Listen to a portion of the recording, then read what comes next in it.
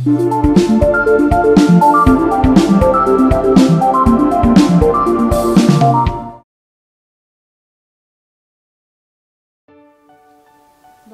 আমাদের মলায়া মাছের শুটকির ভর্তা হয়ে গেছে। দর্শক দেখেন আমরা মলা মাছের ভর্তা করতেছি। প্রথমে ধুইয়া ছোট ছোট করে কাইটে নিবেন, কাইটটা এই বাজে কড়াইয়া দিয়া ভাইজে নিবেন। এই দেখেন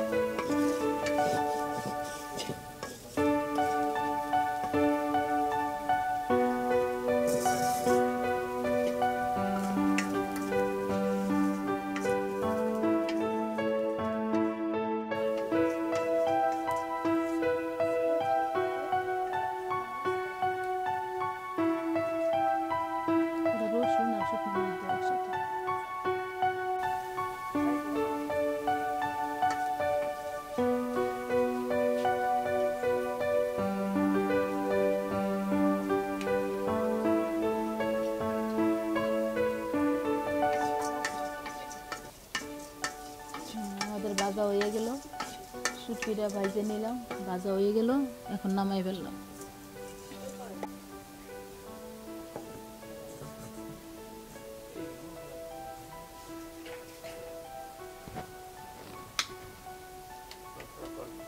শুটকিটা ভাজা হয়ে গেল, নামাই দিলাম, এখন শুকনো মরিচ ভাজে নিলাম।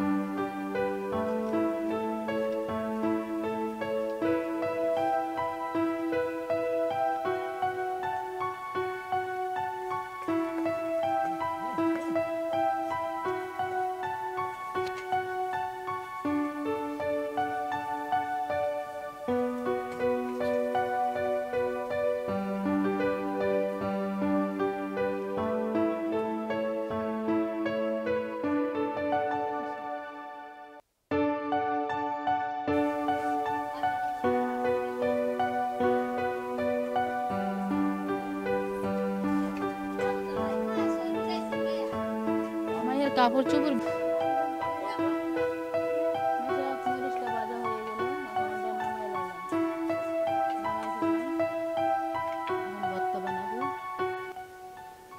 দর্শক এখন আমরা শুকনা মরিচ আর রসুন একসাথে বেটে নিলাম।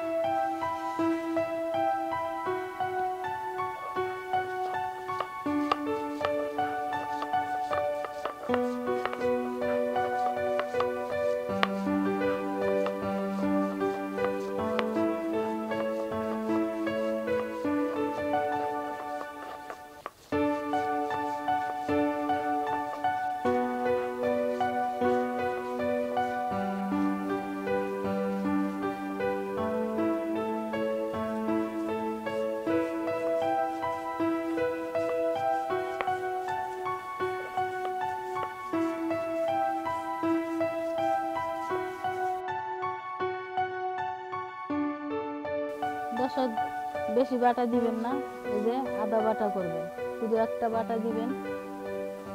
এইভাবে বানাইলে ভর্তার স্বাদ পাওয়া যায়।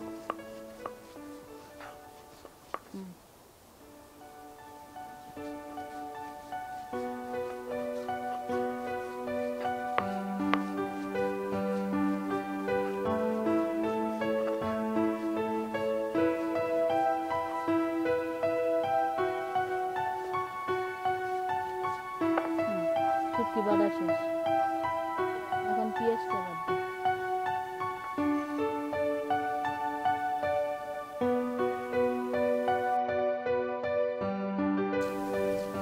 দর্শক এইভাবে ভর্তা বানাইলে আপনি ফ্রিজে রাইখা 10 দিন 15 দিন রাইখা খাইতে পারবেন। ওরকমই স্বাদ থাকবে, ওরকমই মজা পাইবেন। আমরা যে ভাজা বানাইতেছি ঠিক এই ভাজা যদি আপনি বানাইয়া ফ্রিজে রাইখা খান।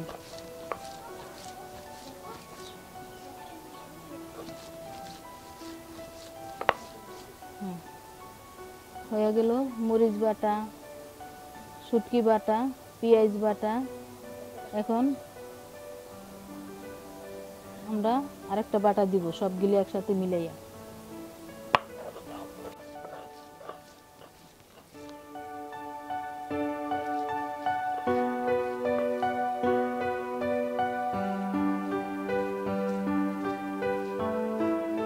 হয়ে গেল আমাদের শুটকির বাটা।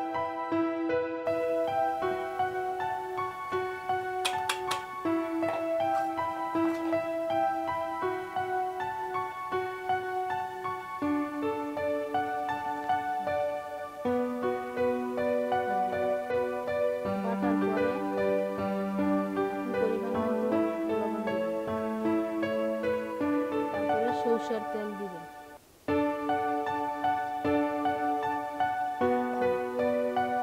তারপরে ধনিয়া পাতা,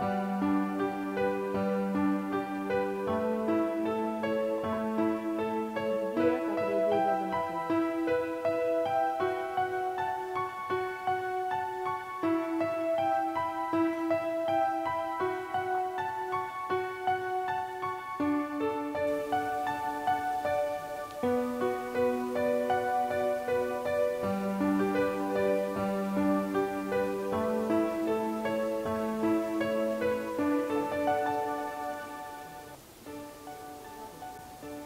দর্শক আমাদের মলায়া মাছের শুটকির ভর্তা কিভাবে বানাইলাম আপনাদেরকে দেখাইলাম। দর্শক আমাদের মলায়া মাছের শুটকির ভর্তা হয়ে গেছে। যদি আপনাদের ভালো লাগে লাইক করবেন, শেয়ার করবেন, নানির বাড়ির পাশে থাকবেন।